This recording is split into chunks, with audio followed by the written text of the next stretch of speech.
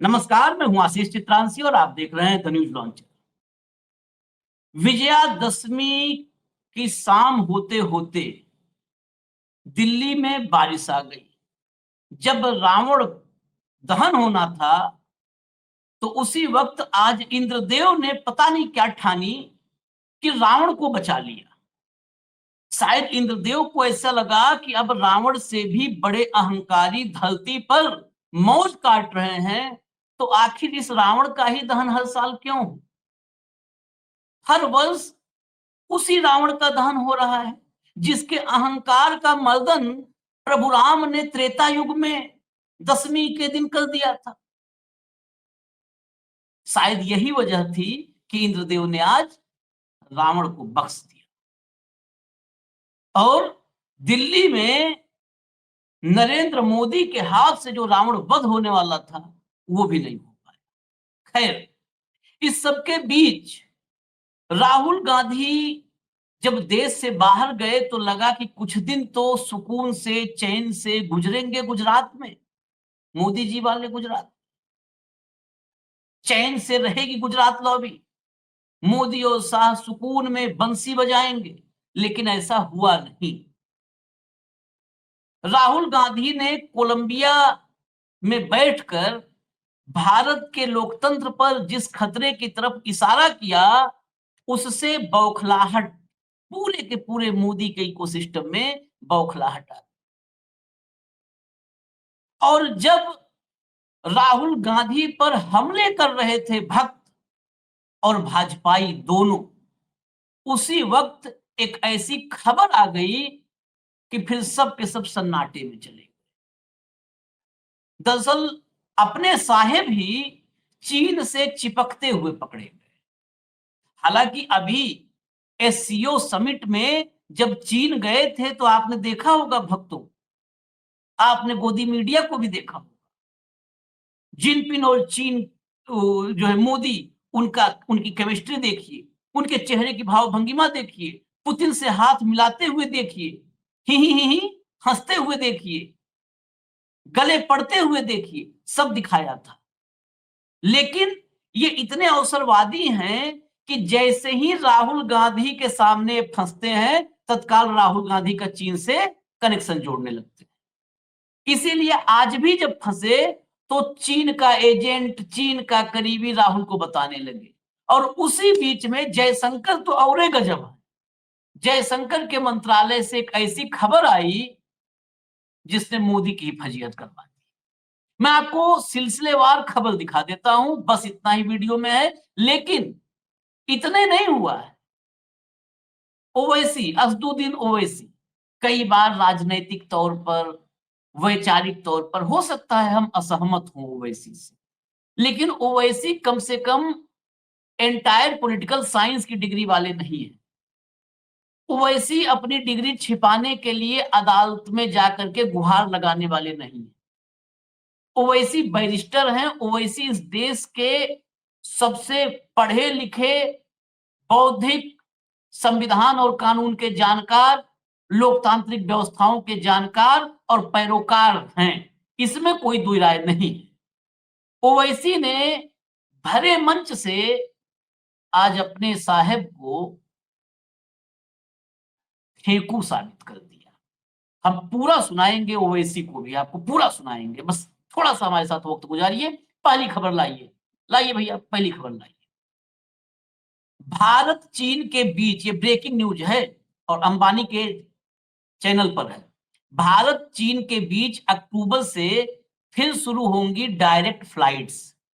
बताइए, अक्टूबर चल ही रहा है, 2 अक्टूबर है, यानी इसी महीने से डायरेक्ट फ्लाइट जो काफी वक्त से बंद थी, क्योंकि भारत के खिलाफ चीन जिस तरीके से आक्रामक रुख अपनाए हुए है, अतिक्रमण पर आमादा है, और कितनी भूमि, उसका तो स्क्वायर फीट तक सुब्रमण्यम स्वामी बता देते हैं, कितनी भूमि कब्जा कर चुका है। हमारे प्रदेश के, हमारे देश के अलग अलग हिस्सों के नाम बदलता रहता है। वहां से डायरेक्ट फ्लाइट चलेगी। यही नहीं हम तय कर पा रहे हैं कि हमारा दुश्मन अमेरिका है, कि हमारा दुश्मन चीन है, कि हमारा दुश्मन पाकिस्तान है, कि तुर्की है, कि अजरबैजान है। कौन है दुश्मन, यही नहीं तय कर पा रहे। अब डायरेक्ट फ्लाइट चलेगी, अब चीन से संबंध सुधरेंगे। ये कब आई खबर? जब जो भाजपा के सब ओजस्वी प्रवक्ता हैं, वो चीन और राहुल को जोड़ने में लगे हुए थे। अगली देखिए खबर दिखाइए जरा। ये देखिए, विदेश में भारत का अपमान करेंगे तो बची खुची सीटें भी, आगे बोला था, हार जाएंगे, मतलब और सीटें हार जाएगी कांग्रेस। राहुल गांधी पर बीजेपी का पलटवार। ये रविशंकर प्रसाद हैं, ये विदेशों में इज्जत कैसी कमाई जाती है उसके जानकार हैं। बहुत देशों का इनको अनुभव है और बड़े प्रतिष्ठित आदमी है पारिवारिक रूप से। टीवी 9 भारतवर्ष पर उसी स्टेटमेंट का आप ट्वीट देख लीजिए थोड़ा और डिटेल में, तब यहां और क्लियर होगा। कोलंबिया में राहुल गांधी के दिए गए बयान पर बीजेपी ने पलटवार किया है। बीजेपी ने कहा है कि राहुल गांधी देश के अपमान का मौका नहीं छोड़ते, उनकी बातों में चीन प्रेम दिखता है। राहुल हमेशा देश के खिलाफ बात करते हैं। अब भैया, अब हम दर्शकों पे छोड़ दे रहे हैं, चीन प्रेम किस में है, राहुल गांधी में या मोदी जी में? मुख्यमंत्री रहते हुए रिकॉर्ड दौरे किए हैं मोदी जी ने चीन के। भारत का कोई मुख्यमंत्री जितनी बार मोदी जी चीन गए बतौर मुख्यमंत्री, उतनी बार नहीं गया। ये रिकॉर्ड होगा। प्रधानमंत्री बनने के बाद पिछले कुछ वक्त से तो गायब था, जब से जो है चीन ने डोकलाम और ये सब किया है, नहीं तो उसके पहले ताबड़तोड़ 5 बार, ताबड़तोड़ 5 बार, जितना 10-15 साल प्रधानमंत्री रहने में एक मतलब कोई प्रधानमंत्री नहीं दौरा किया, उतना इन्होंने शुरू के ही 5 साल में मार दिया था झटका। 5 बार।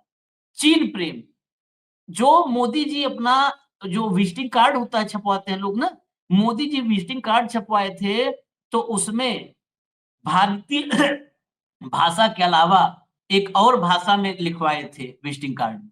वो भाषा मैंड्रिन थी, चीन की भाषा।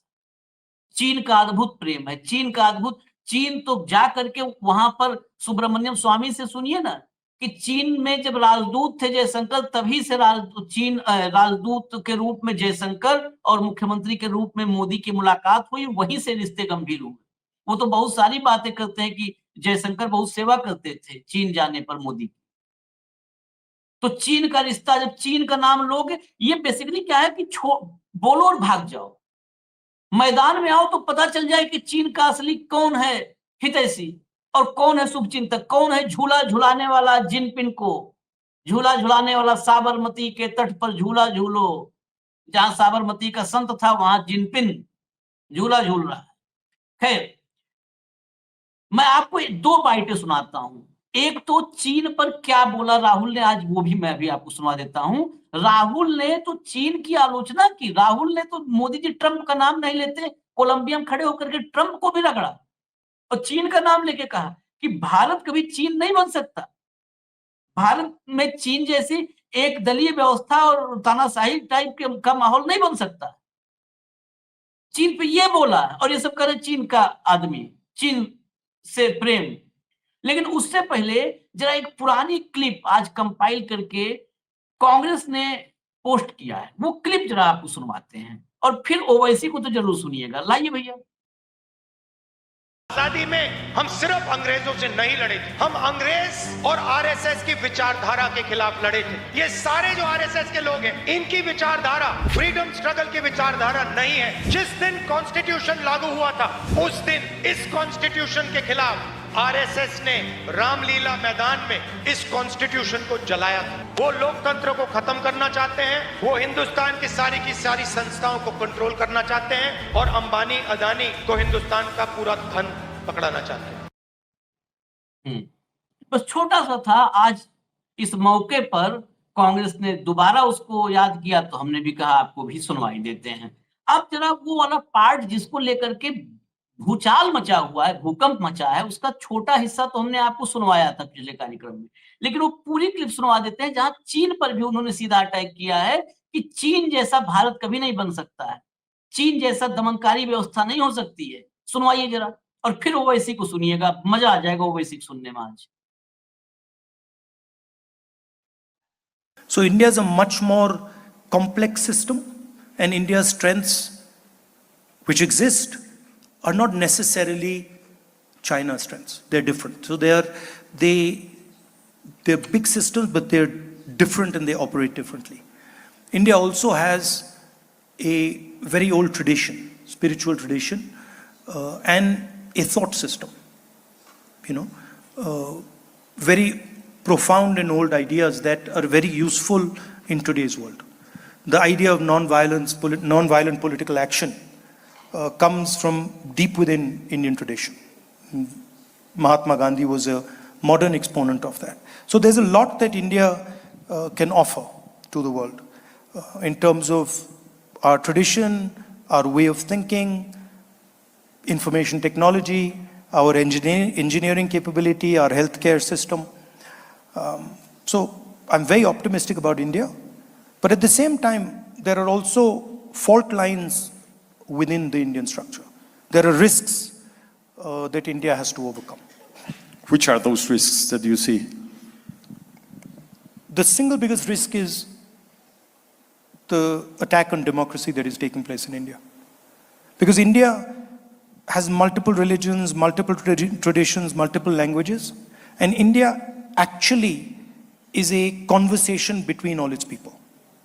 And different traditions, different religions, different ideas require space. And that the best method for creating that space is the democratic system. And currently there is a wholesale attack on the democratic system in India.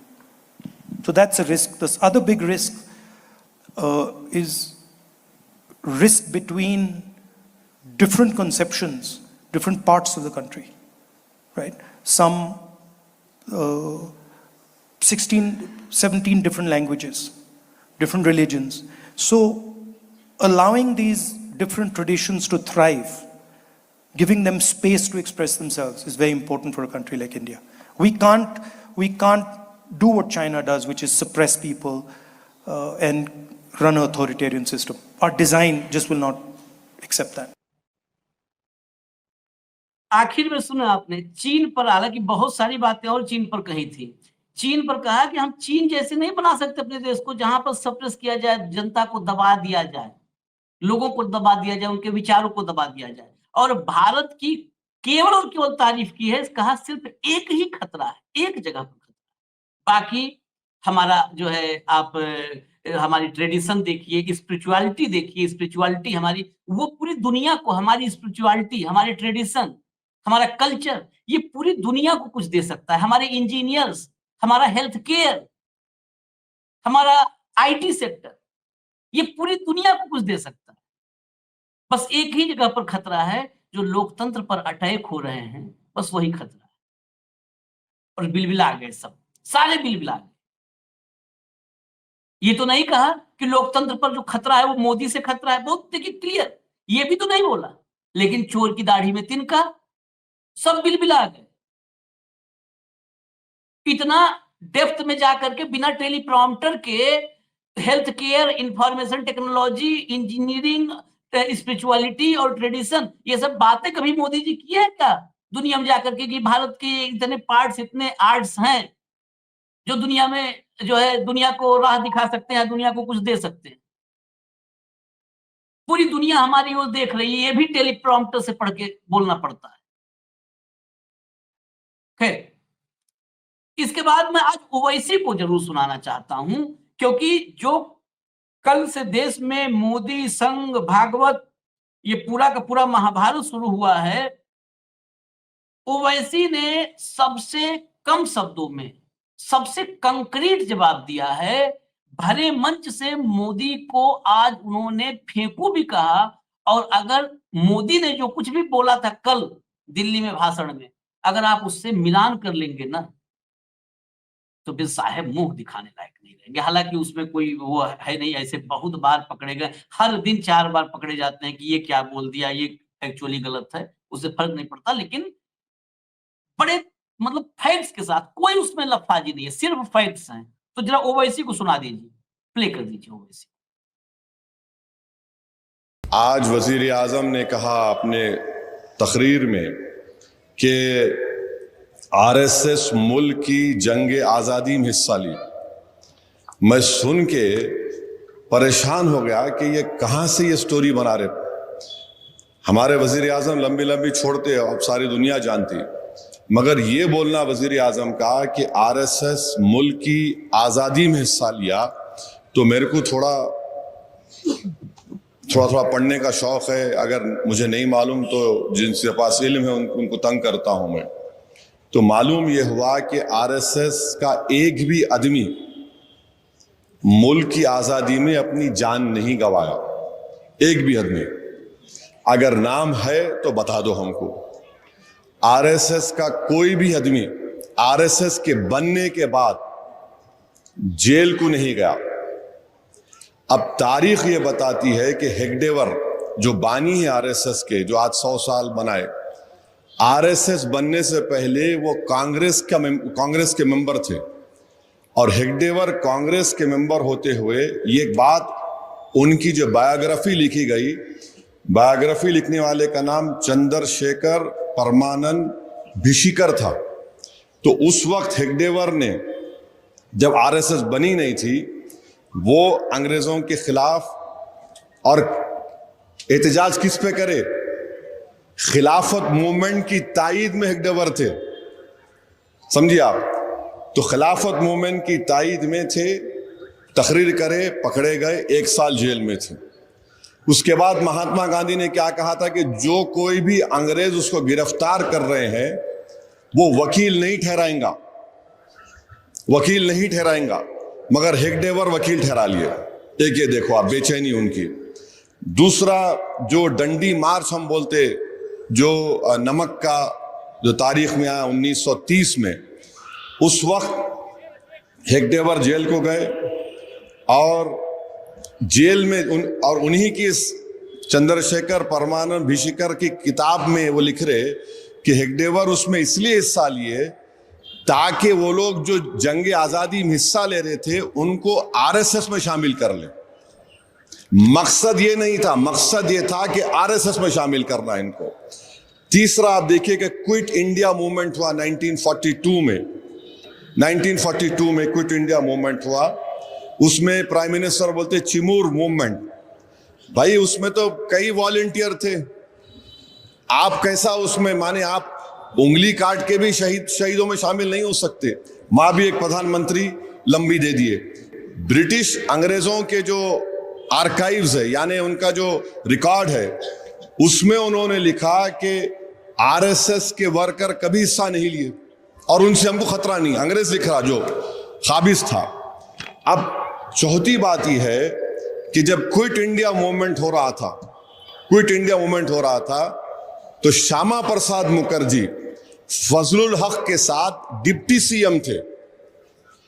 और फजलुल हक कौन था? ये वो आदमी था फजलुल हक जिसने मुस्लिम लीग की इजलास में पाकिस्तान बनाने का रेजोल्यूशन मूव किया, और श्यामा प्रसाद मुखर्जी उसके साथ डिप्टी सीएम थे।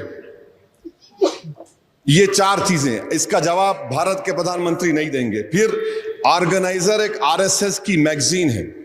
1947 14 अगस्त आरएसएस अपनी मैगजीन में लिखा कि ये जो हमारा तिरंगे के 3 रंग है, 3 रंग है ना, उसमें लिखा कि ये जो 3 रंग है ये अशुभ है।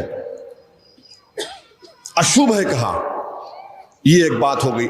ये भी हमारे प्रधानमंत्री को मालूम, मगर डाल दे रहे, गुगली डाल रहे। दूसरा, आप देखेंगे 23 नवंबर 1949 जब हम संविधान अपनाने, आईन हम अपने आप को अपना लिए, बना लिए, जिसको बाबा साहेब अम्बेडकर और मुल्क के मुजाहिदीन आजादी ने बनाया, तो आरएसएस ने क्या लिखा कि हमको ये संविधान की जरूरत नहीं है। ऑर्गेनाइजर में लिखा हमको मनुस्मृति चाहिए। मनुस्मृति मुसलमानों का नहीं है, वो तो हमारे हिंदू भाइयों के खिलाफ है। अच्छा, फिर सावरकर ने एक टेलीग्राम दिया था। टेलीग्राम किसको दिया था? अंग्रेज क्वीन को, बहुत बड़े मुजाहिदी आजादी, कि आप ये सब क्या कर रहे हैं, आप नेपाल के बादशाह को दे दो ये मुल्क, उनको किंग बना दो, उन हिंदुओं के किंग है। ये तारीख है, हमको एक एक चीज मालूम। आज वजीर आजम ये जो बात कर रहे हैं ना, ये बिल्कुल गलत है। अच्छा, इनका एक और चीज है, आप बोर तो नहीं हो रहे ना? जरा सुनिए, क्योंकि ये आजकल जो नेशनलिज्म का डिबेट चल रहा है उसमें आरएसएस के लोग, बीजेपी के लोग, तो वजीर आजम हमारे उसमें उतर गए। तो ये तारीख का मुताला करना जरूरी है, और जरूरी इसलिए भी है कि हम इनके झूठ को बेनकाब करना है। अच्छा, ये जो गोलवालकर आरएसएस के दूसरे सदर थे, यानी उनको सर संचालक बोलते, उनकी किताब है बंच ऑफ थॉट्स। वजीर आजम जो तारीफ कर रहे आरएसएस की, बंच ऑफ थॉट्स में आरएसएस गोलवालकर की किताब, यानी बंच ऑफ थॉट्स उनके लिए बहुत बड़ी किताब है। उसमें उन्होंने कहा कि इस मुल्क में दाखिली खतरा अगर किसी को है तो ईसाइयों से, मुसलमानों से और लेफ्ट यूनियन से है। और वजीर आजम ये बोल रहे हैं, माने इनके एक एक अगर मैं बोलना शुरू करूं तो 1 घंटा लग जाएगा, मगर मुख्तसर बोल रहा हूं। मेरे को मालूम आज के मेरे इस तकरीर के बाद बहुत से लोग उठ के खड़े होंगे, मगर याद रखो सिर्फ 4 पॉइंट बोला हूं। अगर पूरे तारीख के साथ बोलूंगा तो आपको शर्मिंदगी होंगी, आपको बहुत शर्मिंदगी होंगी। और आप बार बार भारत के मुसलमानों पे जो शक करते, अरे यहां पर इस शहर में मौलवी अलाउद्दीन मक्का मस्जिद में जुम्मे का खुतबा देकर, अवाम को रमजान के महीने में जुम्मे का खुतबा देकर, जो मौजूदा वुमेन्स कॉलेज पे लेके जाके अंग्रेजों के जो हेड था, निजाम तो खाली हुकूमत थी मगर असल इख्तियार तो अंग्रेज के पास था, हमला हुआ, गोलियों से हमला हुआ। तो तुर्रेबाज खान और मौलवी अलाउद्दीन कहीं छुपे, फिर मौलवी अलाउद्दीन पकड़े गए। तो काला पानी का पहला कैदी कौन था? हैदराबादी था, मौलवी अलाउद्दीन रहमतुल्लाह अलैह। वहीं पर इंतकाल हो गया। 4 मरतबा अंग्रेज लिखे कि इस शख्स इतना ज़ईफ हो चुका है, तो सालार जंग बोलते थे, निजाम बोलते थे हमारे को नहीं चाहिए शख्स, वहीं पर इंतकाल हो गया। तुर्रेबाज खान को भागे गद्दार मुसलमानों ने उनको पकड़ाया और तुर्रेबाज खान की लाश को गोली मारकर सुल्तान बाजार में लाके 4 दिन तक लटकाया। तो ये तारीख है हमारी। तो आज वजीर आजम इस तरह की बात कर रहे हैं, बड़ा अफसोस हो रहा है हमको। वजीर आजम देश को बता दे, आरएसएस कितनी तारीफ करते ना, आरएसएस जो रोज दुआ पढ़ते वो क्या है उसमें, जो रोज दुआ पढ़ते, प्रार्थना जो बोलते, क्या है उसमें? आरएसएस का जो मेंबर बनता, जो उसको हल्फ लेना पड़ता, वो हल्फ भारत के संविधान के खिलाफ है। और बीजेपी उसके तायद में, वजीर आजम खड़े हो गए उसकी तायद में। तो वजीर आजम को ऐसे लोगों को साथ रखने जो उनको सही तारीख बताएं। प्राइम मिनिस्टर खुद बोलते, हाँ मैं स्वयं सेवक हूं। आप स्वयं सेवक थे होंगे या है होंगे अभी भी, मगर आपने भारत के आईन पर हल्फ उठाया है। और जो लोग भारत के आईन को कहा था, लिखा गया ऑर्गेनाइजर के मनुस्मृति चाहिए हमको, आज वो आप उनकी तायद में बोल रहे हैं। तो हम वजीर आजम के इस बयान की मजम्मत करते हैं। अब इसके बाद मुझे कुछ बोलने की जरूरत ही नहीं है। जितना मौलवी अलाउद्दीन से लेकर के और जो है बंच ऑफ थॉट्स, गोलवलकर और हेडगेवार, सबकी तो कुंडली खोल दी ओवैसी जी ने। तो मुझे कुछ बोलने की जरूरत नहीं है, मुझे इजाजत दीजिए। और जो विषय या खबर होगी मैं लेकर आऊंगा आप तक। इजाजत दीजिए, नमस्कार।